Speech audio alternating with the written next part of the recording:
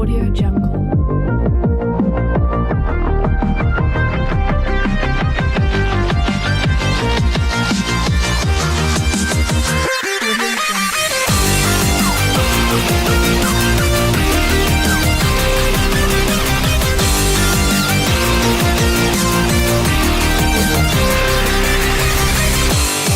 What's up, guys? Mike Penta here with the Mind Gym Podcast, episode number 3, with my guest, up-and-coming heavyweight boxer, fighting at a main event. He's 10-0, knocking people out, Cassius Chaney.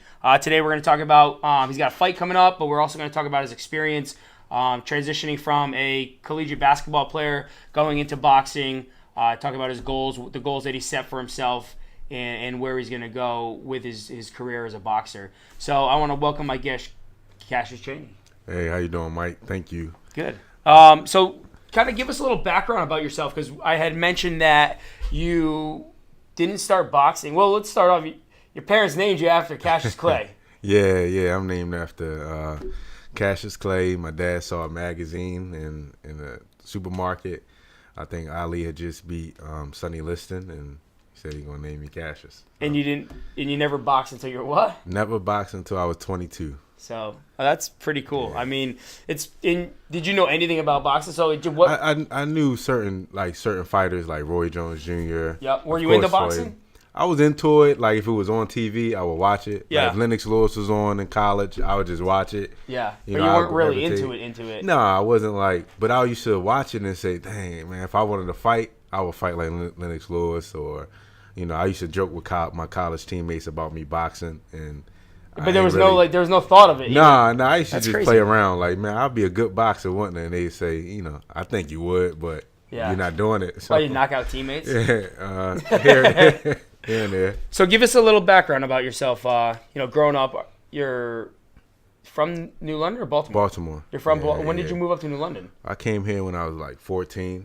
Okay. Going on 15. I moved here as a freshman going into high school. So did you play at New London High? No, I went to Old Saybrook High School. Oh, that's right. I was allowed to stay in New London, but I was able to go to Old Saybrook. That's right. Yeah, we had this conversation a little while ago. So you were playing basketball. You got a scholarship. Did you get a scholarship to play where? UNH? Yep, UNH. You played University of New Haven. What was it like playing there? It was work for me. Like, Yeah. I never really party. I never really. I had way more fun in high school just from being able to hang out with different friends than in college because, I was on scholarship, so I didn't really want to, do anything to get my scholarship taken away. So I was very, very, serious about, how I handle myself. Yeah, you talked about that, too, a little bit. You don't drink. No. You don't smoke. You don't party. None of that stuff. And you had some roommates that were into that stuff, and you kind of got yourself out of that environment, right? Yeah. I mean, everybody, flows how they want to, but I wasn't into it because, I was focused on basketball. And there's certain things I'm not good at that if I was to party and stuff, it would probably make it worse. Yeah. I'm not a good runner. So I knew that. If you were drunk the next day, you weren't running. I wasn't going to be moving at all. Yeah, I wouldn't be able to do it. So I also knew, hey, look, I can't hang out all night. I got to be ready for when I go play. Good. So your mind's focused more on athletics. Yeah, just almost all the time. But I only missed class probably 4 years in college. I probably missed class like 5 times, maybe. Yeah. So I also went to class. It was just a habit. That's awesome. Now, what other sports you play in high school? Just basketball? Did you play football? Just basketball. Man. Just basketball. If you probably can't see on camera, but this guy's like 6 foot. I got my chair boosted up about 7 inches, so I kind of I got him shortened down. What are you, 6 foot? Yeah, I'm about 6'5" and a half, 6'6". That's awesome. Jesus, I wish I was 6'6". So you're what, 6 what? 6'5" and a half, 6'6", like 240. 240. Yeah, I was asked to play football a lot, but I only wanted to catch. I didn't want to do all the extra positions. I just wanted to catch the ball. And if they would have let me do it, I would have played. And you didn't want to run. You just want to stand there and catch it? I wanted to catch and run. Look, I wanted to catch and run, but to me, that's the fun part. Yeah. I didn't want to. You wanted to score touchdowns. Yeah, I want to score a touchdown. That's why you'll make a good boxer because it's all about you. Yeah, you can do what you want to do in there. And they wanted me to do like 4 or 5 positions. And then my senior year, I was already being, I was one of the best players in the state. Yeah. And then the coach comes and he's like, all you got to do is come out and catch for us this year. Yeah, at that I'm like, point, come on, man. I'm like, I've been wanting to do this since I was a freshman. Yeah. Now you ask me as a senior, I can't do it. What other schools did you? Did you have any other opportunities to go to school? Or? Well, I had St. Peter's. Yep. That was Division I. Yep. Hartford had some interest. URI has showed some interest. But I think that I was going to take the first opportunity that presented itself. James Madison. Yep. But when Coach Seibert came with the scholarship and he said, hey, listen, we're going to have you play inside and out. You're a freshman.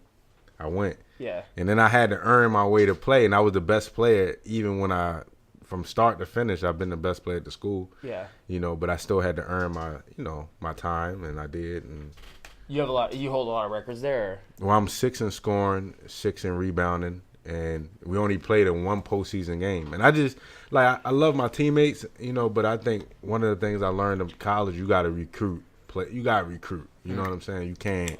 Oh, absolutely. You can't sugarcoat. You can't recruit always good guys. Yeah. That fit personality. You know what I mean? Sometimes you gotta recruit dogs. Yeah. You got to. Savages. Yeah, you got to, and then you gotta hope that they do what they're supposed to do. They do what they're supposed to do on the campus. Yeah, you just gotta not do just it. create havoc. Yeah, you gotta just recruit. Yeah. Basketball. I mean, I don't know much about. It's probably I played every sport there possibly is growing up. Basketball, I was terrible. I don't know why. I just could not grasp the concept of dribbling with not just my right hand. So when I would play, and I grew up in the New Haven area, so it's not like we didn't just have guys that couldn't play basketball. It was just, I just sucked. You know what I mean? And I took to football well. It was a violent sport. I played hockey my whole life. Baseball I played for a long time. Basketball, I just could not figure it out. I couldn't figure out how to dribble with my left, and I sure as hell couldn't figure out how to shoot unless I was on my right. And most of the time, I couldn't even make the basket in. So maybe it was my hand-eye coordination. I don't know, depth perception. I'll blame it on my depth perception. But no, so you graduated college, and that's when you started getting into boxing? Yep. I went to the gym. Actually, I drove by the gym downtown here in New London, the Wayland City. Yep. I drove by there probably 2-3 times, and I was like, man, I should just call. Yeah. So I was nervous, so I called, and they were like, just come down and check it out. They didn't know who I was or anything. So I go in, Coach Kent, Coach Orlando, they were both at the door at the time, and they see me walk in. They probably were like, damn, this is a big dude. Yeah. And I just started going every day. They said, come tomorrow. I started going every day, and he asked me if I wanted to fight. I said, yeah, I fight, and I fought and won the Golden Gloves my first year. So now, so you won the Golden Gloves. How long did you start boxing before you got? I went to the gym in August. The Golden Gloves started in January. So oh wow! It wasn't long. Yeah, it wasn't long, but it was more like getting through the winter, the running in the winter, that type of stuff. That was kind of the tough part. Yeah. But once I got to the fight, I was like, whatever. Yeah, I was cool about it. Yeah. Yeah, I already knew that it was.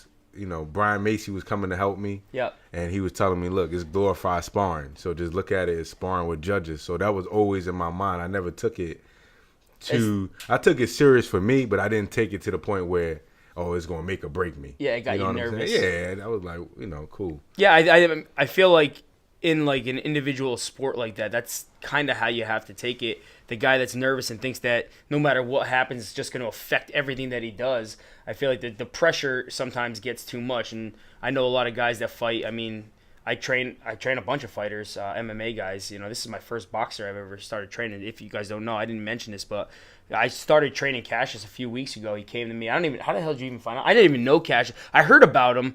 I didn't really know much about how. Miss Susan Devlin told me that she would contact you for me. I was like, cool. First, when she mentioned you, I'm thinking it's an older guy. Oh, yeah. That's why I would text you like Mr. Penta. I know. I'm getting these. I'm like, man, I'm getting these text messages. I'm like, who is this guy? He doesn't have to call me. He's like, Mr. Penta. It's nice to meet you. When do you want to meet? I'm like, Mr. Penta, that's my dad. I'm like 33 years old, man. We're the same age. I just had this view because you got Rolly in the gym. Yeah, I'm thinking your trainers, your boxing trainers are in their 60s and stuff. You know what I mean? Some a little older. And she's friends with them, so I'm like, I'm like, all right, so, okay, Mr. Penta, and I'm doing this. Then I see you at the event, and I'm like, oh, he's my age, man. Yeah. Mike, come on. Tattooed, Yeah. like, talks like terrible dialect. Like, yeah, I'm like, he's my age, man. I'm texting him Mr. Penta and stuff. But no, I mean, that was funny. That was actually I was laughing. I was telling my wife, I'm like, look at this thing. Like, this guy think I am. Like, I'm like, he's either the most professional boxer or fighter I've ever met in my life. I was like, or this guy has no clue who the hell I am, which makes it even more funny. So yeah, I mean, we started training. It's been awesome. You know, I could tell that right away about you, about your kind of the way you are mentally, because we kind of talk about it. You know, you're very dedicated and serious about it, but at the same time, you know, kind of where you're at, what your goals are, what your aspirations are, and you don't let all the outside noise and the pressure of everything else. You kind of just you go with the flow, which is amazing. I think it has more to do with you not being in the sport since you were like 4 years old. I think guys like that came up into the sport, it's like live or die, or this is it. I think that you're like, okay, I'm making a pretty damn good living out of this right now, and I'm good at it. Yeah. And I started when I was, 8 years ago? Well, I started 8 years ago, but, I've been fighting since I was in the city. Yeah. I think the difference with me was, like, it's like, I don't think it would have been good for me to box at a young age with the mentality that I have, as far as like going in there and I'm going to hurt people. Yeah. Because now I know, like, if I'm out, if something goes down, I'm out. I'm getting out of there. I'm not even trying to get to the point where I'm getting riled up. Yeah. Or that's why I tell people I'm 6'5", 240. Like, who's gonna stop me if I'm drunk? Yeah. You know what I mean? Like, I'm gonna really get hit in the head or something. So all that stuff adds up for me, and I think about stuff like that, and I don't want to put myself in any type of situation where, I'm gonna have to pay bad consequences for it. So. Yeah. Now, is this your first camp that you actually had a trainer training you, like a fitness trainer? Yeah, pretty much. Yeah, pretty much. And like, I'm thankful for it, honestly. I'm going down here with knowing that I'm in some form of shape, going back home to Baltimore knowing I'm in shape, and then I'm going to be in way better shape for my fight after sparring and things like that mentally. And, I don't feel any type of, like, real pressure per se, but like my last fight, training with John David Jackson, renowned trainer, it was added pressure there that it bothered me without me really having to show it. You know what I'm saying? It was like, dang, I got to try to get a knockout. And I'm more of like a winner's mentality. Like, listen, just go out there and win, get the knockout, but winning come first. Yeah. You know what I'm saying? So, especially with the trainer camp I had, like I told you, I only had trained for like 3 weeks. Before that one. Yeah, so, and I beat a guy that more experienced than me and probably sparred a lot more than me. Yeah. But, it comes with the territory of the sport. You got to be ready. Now, how far away do you think you are from like a real title shot? Like, I think I might get a shot. I think just because my personality, my name, and I think that I am marketable. I think it can happen at 15-0, 16-0. It just depends who's behind me. Yeah. And depends on my development mentally and physically, and the separation that I make. Yeah, you're 30, but for a heavyweight, that's pretty young, huh? Yeah, it's young for a heavyweight, especially with guys now. Some of these guys are boxing at 40s. Yeah. You know what I'm saying? Late. Some of these middleweights are boxing at 40. So it's all about how you take care of yourself. And, I don't see myself drinking or smoking in the future, so I'm good, I think. So. Awesome.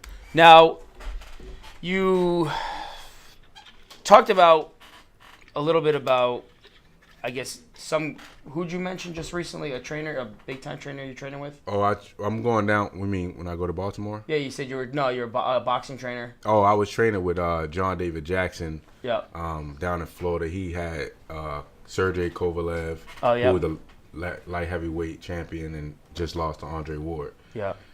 So I was training with him down in Florida, but it was really like no relationship. Yeah. But like, I'm more like, all right, I'm just gonna go get it done. This is how I am.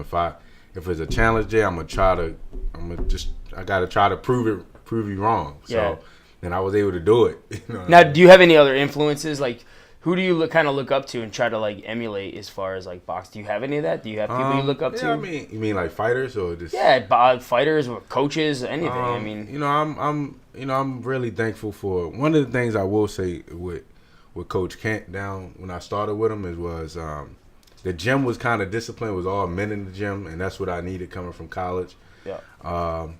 As well as him always saying, hey, look, you got to go somewhere else to get better. You got to go, but. Of course, Muhammad Ali, Cash Play, I'm named after him. And then, Lennox Lewis, Bernard Hopkins. It's a lot of fighters out here that, that have influenced me. So cool. So you got a fight coming up in September what? No, October. October 5th. Yeah, and then, so you're going to fight in October. If everything goes well there, you got one in November too, right? Yeah, November. I'm so hoping that it's based on Kovalev if he decides to fight. And that's in Madison Square Garden? Yeah, I think, yeah. No, I know it's in Madison Square Garden, but I'm hoping that it's Kovalev decides to take the fight. Yeah. I think it's based off him. Okay, cool. Now, he doesn't have the belt anymore, right? No, he don't have the belt, but when you're a champion, 2 good fights, and he'll be back for a title shot. You know what I mean? It's that type of situation. Main Events is a great promoter. They have a great name, so it could, they get him a couple good fights, get his confidence back, and then he can go right for a title. Cool. Yeah, I mean, now that we talked a little bit about your background and how you got into the sport and everything that you've been doing with the sport, like, take us through, like, how you set yourself up now to get to where you want to be. Like, what's your ultimate goal? I mean, what do you want to see out of boxing? So now we know, how you got there, how you became a boxer. I want to know, what is your ultimate goal? Why are you doing this every day? So, like, I mean, this isn't something like, you're not just going to go run and jog and try to, like, win a marathon. You're getting hit in the head, and you're, like, punching each other and sparring, and, you're taking shots that will probably lead you to have to deal with some issues later on in life. But, like, why do you keep coming back for this? Like, what's your goal? I mean, there's a lot of boxers out there. Yeah, I'm a super, super competitor. Yeah. Like, but I love the sport, and I just want to, I really feel like I can be heavyweight champion of the world. I do feel like I really have a great shot at doing it. I just got to get to that moment. Yep. I get to that moment, I can't see myself losing. Like, I really can't. No. Well, so when did you set that goal? Like, in the beginning, you were just boxing for workout, I guess, or just something to do. That's what you do when you walked in that gym? You said you drove by it 3 times. Yeah, I drove by it 3 times, just wondering, like, dang, once I go in there, it's over for basketball. Yeah. Like, I might still play here and there just to run, but I knew once I went in there, I was going to end up boxing. It wasn't going to be any type of, like, I'm boxing, I'm going to fight tomorrow, and then I'm done for the month, 2 months. I knew that when I went in there, it was going to be like, Mom, Dad, I'm boxing. Forget basketball. Yeah. And I was getting ready to actually go overseas, so it was going to be like a month wait. To play basketball overseas? Yeah, I would have been all right, but it was like, you know what? I got to pick something that really, is built for me, built for my body, and boxing is what it is. Now, so your ultimate goal is to win a title? Yeah, my ultimate goal is to win a title. I really can't see myself just fighting for money. Yeah. I really can't. I was telling you earlier, I got friends that have done that, and I just can't see myself getting up every morning just fighting for a paycheck. Yeah, because you have a degree. I mean, you're smart. You're not. Like you said, you did well in school. You can go get a job. I got a degree, and I love working with kids and that type of thing. But I just don't feel like. A coach had told me a few fights ago. He said, if you want to be great, the money's gonna come. But if you just want money, then you ain't gonna get greatness. No. And to me, from day one, when I've gone to camps and stuff, I've gone to a lot of pro camps for free, like just helping guys that's fighting for championships. But I always believed in my defense and believe in myself that I'm not gonna get hurt. Yep. I'm going down here to learn to get better. I'm not worried about the money that they can pay me. But I'm like, listen, if you bring me in, I'm going to give you good work. And, you don't got to worry about somebody going out partying and stuff like that. I want to get better. And it's always happened for me. Yeah. Yeah, I mean, that's I think happens a lot. A lot of people think that every day they have to just show up and get paid. I mean, especially in my profession, there's a lot that I put into just to show up every day and not even care about money. The money's the last thing on my mind. It always has been. And I tell people the reason why I think trainers fail the most is they're just trying to make money and they don't realize that the goals of the individual that you're working with are more important than, the money will come. Right. But if you're focused on the individual and what your goal is, it should be to be helping people. The money just shows up. Right. Don't focus on the money. You'll destroy yourself. And I see it happen every day in the fitness industry with trainers or gyms. Like, they're so focused on just making money. And I'm like, guys, if you focus on the individual, servicing the person or grinding it out, working hard and giving the best service you can and being the best trainer you can be and getting that person that you're training to their goals, money will just keep coming because your name will just be out there. Exactly. So stop chasing money. Chase your member success is what I try to. When I consult with other coaches and trainers, that's what I tell them. I'm like, guys, it's the member first. The member, if you service the person in front of you, you will make money. So don't even worry about money. If you're just worried about money, you won't have enough time to service people. Right. That's awesome. So you're focused on winning. Yeah, I'm focused on winning and getting better. Like, I try to explain to people, it's not like I've been boxing for 10 years. I've been fighting for forever. Yeah. But boxing is different. And, of course, I want to knock out every fight. But it's sometimes it's like, listen, go win. Show them that you can beat them easy. And I've lost, out of 10 fights, I probably lost 2 rounds. Yeah. You know what I'm saying? Those rounds were based off me just kind of like fall into a little lackadaisical daze a little bit and them stealing around. But it wasn't like they took it from me. You know what I mean? Yeah. So I'm getting better. And for me to get better, I just have to keep putting myself in the right mindset, positive mindset. Now, what happened? Have you ever been in a round or a fight so far where shit just did not go your way? Like in the beginning? Or, have you just literally walked in and just stepped on everybody and just beat your chest and said, I'm out of here. I'm taking this one. Or have you ever gotten in the middle of a fight and shit just wasn't going the way you guys planned it for the fight? Yeah. My first fight in Philadelphia, me fighting, like that Philadelphia is like my second home. My father's from there, my family's from there. And I was excited. I had like a slight tear in my labrum and tendonitis in my rotator cuff, my left arm. And I'm like, I can still beat this guy. I think I can stop him. I hit him with a right hand on the top of his forehead. And my knuckle just felt like it exploded. Yep. You know what I mean? In my glove. And I'm like, you got to be kidding me. But I went out there and I still handled what I had to handle. I beat him easily. And, the coaches were just like, wow, you show, that nothing really can phase you. Yeah. But in my mind, just from basketball, I've played with injuries before. Yeah. So going into that fight, when it happened, I felt more bad that, people came to see me and they couldn't see like a show. Yeah. But I did what I had to do. Did you have to switch it around and play more defense? Yeah, I switched it around. Actually, I went southpaw for a little while, but it was the fact that I hurt my right hand and I had the shoulder injury was like, I'm like, damn, man, what else can go wrong right now? But I stayed calm. It happened the first round, so I had 3 rounds to go, and I just said, you know what, just outbox him. Yeah. Yeah, that's kind of a point that I want to be able to bring up and tell people that, guys, sometimes shit just doesn't go your way. Whether you're coming into the gym or you're setting up, goals for yourself, you may hit a spot where things aren't going the way you thought they'd be going, or just shit starts hitting the fan. You're not losing weight, or you're not getting any results, or you're not getting stronger, or whatever it is. But you just have to keep staying focused and believe in yourself and believe in your abilities and stay focused on your goals. If you stay focused on your goals and your goal is to win, like, you don't care at that point. It's like, I'm not just gonna start going rogue here and just doing whatever I can to survive. I'm gonna go to what I know and stay focused on winning. So you had to change up your entire game plan just to win, not just to go in and knock the guy out. The goal was to knock the guy out when you went into that fight, but you had to change it up. It just wasn't going your way. So now it's, okay, let's move forward. The goal is to win. We got to win this fight. Switch it up a little bit and just keep moving forward to win the fight, and you win the fight. Exactly. And I did it. So, Now,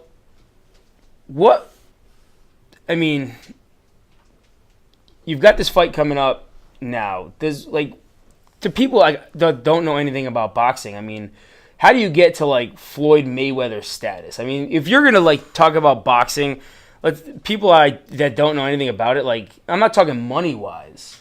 Like, how do you just start? Like, how do you make that transition from just being a local fighter, fighting on some undercards, and moving your way up? Like, how do you get that shot? I mean, there's got to be how many heavyweight boxers are there? Like, it's a lot of boxers. It's almost like 1,000, and I just broke the top 100. And I'm like 80, 87. So it's like I didn't even realize it was that many boxers, heavyweight boxers in the world. Yeah, but it's a lot, and so how do you get there? Like, what's the steps how do you get to that point? I mean, it almost seems like, okay, you broke the top 100, you're number 85. Like, do you have to beat 85 people? Like, how does that even work? Like, how do you stay focused, being like, knowing that like you're the number one contender is considered number one, right?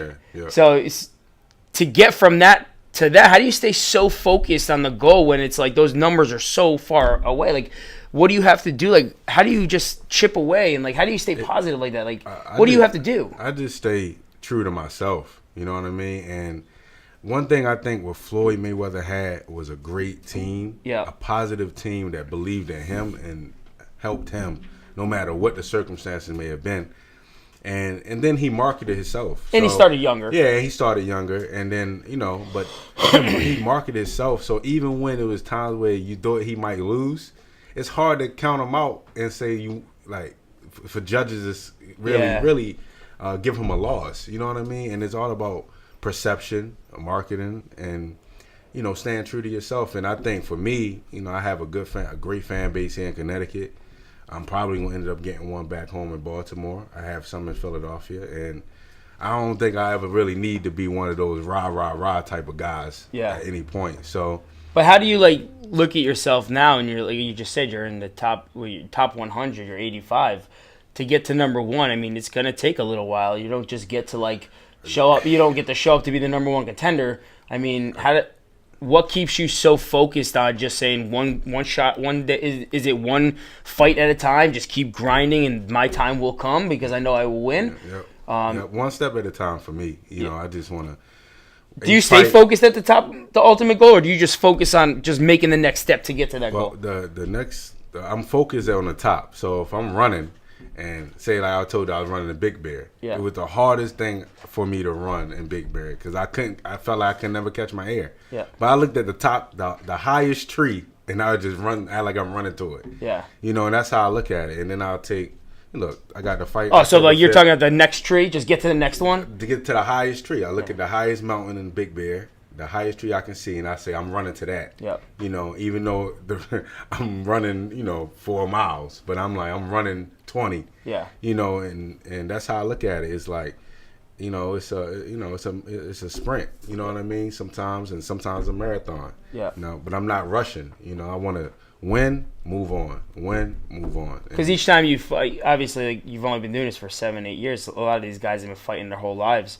I mean, are you taking each step as a learning experience too to get better to the next step? Got to. So do you feel like all these? I mean, it's good for you to have to take these fights because it's just getting you better, so that when you do get that shot, you're just gonna. Because every fight has been different. Yeah. Like when I hurt my hand against the guy, he was a Mexican fighter. Yeah. Right. So I hurt my hand against him. He was a guy that liked to come forward, that could take punishment, never been stopped. Yeah. So I'm like, okay, now down the line, it might. What if I'm fighting Anthony Joshua and I hurt my hand, and he hurts his hand? But I've dealt with it before already. And he hasn't. I already know how to get through it. And that's how I look at it's like a video game. I'm looking at every single way to beat this guy in Street Fighter or Mortal Kombat. Yeah. I'm finding out a way to beat him. Now you went overseas, right? To train? Yeah, to England, yeah. To train with Tyson Fury. I helped Tyson Fury. And he wound up beating Vladimir Klitschko for the titles. Yeah. So that alone actually helped me. That boosted my status up a little bit, my points, and I also think it's just my how I talk to people, and how I communicate with people, and even over there in England, it was more like, wow, it's fun. So anybody that want to interview, I give it to you. Yeah. So it was cool. So what did they give you any feedback about how you were doing, or? Yeah, I mean I went over there with 4 fights and I was like the last guy on the totem pole as far as all the sparring partners. Yeah. I ended up being the number one guy, like, in a month. To work and with like, him. yeah, listen, we need you to stay. Yeah. And I was ready to go home. Like, listen, man, this is crazy. Like, the traffic, everything's different. But they come to me and they like, listen, anybody can go but you. So we'll give you a bonus if you stay. Oh, wow. I say, listen, all right, the bonus is good, but how about if you want me to stay, get me a fight. And they got me a fight, and I stayed. Oh, wow. Yeah, so I was able to get a fight over there in England against a really experienced guy, and I just beat him easy, Grinding, man. Yeah, I don't even know how to like describe your mindset and your attitude. I mean, it's just every time I talk to you, since I met you, everything is positive. I don't know how to hell if that's just something you grew up around, but it is awesome to see because no matter what we do, whether I put you through a workout or just talking in general, it's just everything is positive. You were playing with my kids. I mean, it's positive. You're teaching my kid how to box. Like, my kid's 1.5 years old. He just picks his nose and eats stuff all goddamn day. And here you are trying to teach this kid how to box. It's just, you're a positive person. That's why I enjoy, and that's why when you go down to have to train, I mean, I'm all about trying to come down there and making sure that I can get some workouts with you. I mean, I'm going to travel all the way down to Baltimore a few times just to make sure your workouts aren't going, and we're going to, keep training the way we're training, through,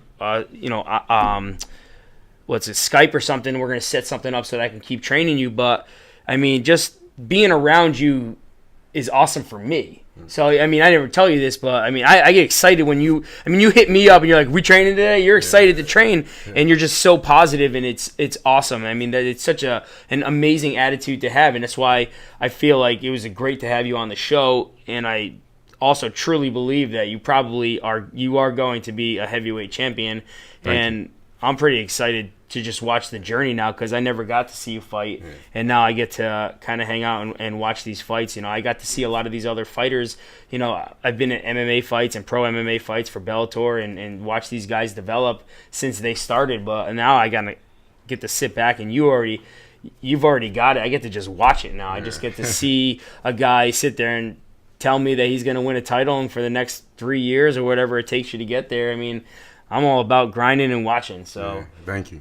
I'll be ready. And one thing about coming in here, man, you got a positive mindset for me. So I'm like, listen, that's good. You know what I mean? Yeah. You always say good job and everything. So I go back and I'm telling Susan like, hey, he talking about coming down to Baltimore, and she was all excited. And hey man, I gotta take advantage of it and listen and do the things necessary for me to get better. Yeah, I mean, I wouldn't do that for normal people. I mean, if I had someone come down, I mean, they have to be the type of individual. For me to say I'm going to just, with my kids and everything, my family, my wife's in school, for me to just pack up and say, I'm coming down for a weekend to Baltimore maybe 2 or 3 times, it's your attitude is the reason why I'm going down there because you're so motivated. I believe in you because you believe in you. It's hard for me. My goal is to always help people try to believe in themselves when they don't, but it makes it very easy to make a decision and travel somewhere and say, I'm just going to give up for the weekend, drop my kids and find babysitters and come train someone that's so motivated to be around because I enjoy being around that motivation. So again, anything else you think? I mean, what do you think is going to be? I still can't find, I can't fathom that you just sit here and, just say, yeah, I'm just going to keep grinding it out and win a championship and be a heavyweight. But do you want them all? I want them all. Just if I can be undisputed, 4 or 5? If I can what do you have to be undisputed? Win all 5 belts. You have to have all 5? Yeah. Oh, wow. So that's the main goal. That's the only could be one champion, and it's like 3 champions now. So it's like, man. Yeah, but I don't know. People don't understand that. So there's different... So sanctioning bodies for fighting. There's 5. Yeah, it's 5 sanctioning bodies. One guy has 3 of the belts, and he just beat. Well, Tyson Fury beat the guy. Yeah. And then Tyson Fury got stripped. Yeah. So really, Tyson Fury's the guy that got the belts, and then Deontay Wilder has. Well, how many belts did he have? 3. Tyson Fury did 3. Yeah, 3. He had my fault. He had 4. They stripped it and gave one to Joshua basically, and then they had Klitschko get his belts back and then fight Joshua, and Joshua won. So, So did he fight him for all his belts? He fought Klitschko? Klitschko fought Joshua for 3 belts. And because one of them was already stripped and somebody else fought for it. So it's it's like it's little ways that they can direct certain guys. To certain I think we need to just start going to social media happy and just calling everybody out. Yeah, that's what I mean. Like at some point, I've thought about it. I might have to start doing that. But at the same time, I also look at it like I think guys will start wanting to fight me because of my name. Yeah. My name and I don't want to fight you. No. I have a hard time. Like sometimes I look at you, I'm like, man, this guy. It's kind of crazy. A guy can knock me out and probably I'm cold in a punch. Yeah, I'm pretty tough. But that's you. You're not really trying to box. You don't. I'm not trying to box ever. Exactly. I mean, I sparred a few times in my gym here because we have all that stuff here, and I told you, man. Yeah. Shit hits the fan quick with me. I get hit in the head. I don't even know how many more hits I have. I've had so many concussions playing hockey and football. I don't even. I get hit in the head and I get hit behind the ear. I mean, feel it. I'm rattled for days, right. And I'm just like I don't know. I want to be able to remember my kids' names. Yeah, I don't know. That's one thing I always tell people too, that it's a good thing that I didn't start boxing early. One, I'd have been fighting everybody. Yeah. And then two, I think when you box early, that's when you get hit the most. Yeah. Because the kids are just swinging. They're not setting anything up. So that's probably why I don't get buzzed, like other people do. Because even when I'm sparring, I really don't get hit. Yeah. I'm more like, very, very methodical. Yeah, with my approach to everything. So I'm not trying to be in there like I want excitement, but I'm not trying to be in there like, oh, come hit me and I hit you. I want to go out there and dominate. It's an awesome mindset. I'm blessed that I've been able to meet you. I'm glad that Susan set this whole thing up so that I can start working with you because it's been an awesome experience for me. But guys, check them out. You're going to be on Showtime? ESPN? No, I think the Rising Stars thing is ESPN. So hopefully, I'm on there, on ESPN. So I think Rising Stars on Mohegan is ESPN card. ESPN, and that's October. October 5th, I believe it is. And then HBO is HBO is definitely going to do that card in Madison Square Garden, but it depends on if Kovalev if he's back yet. So.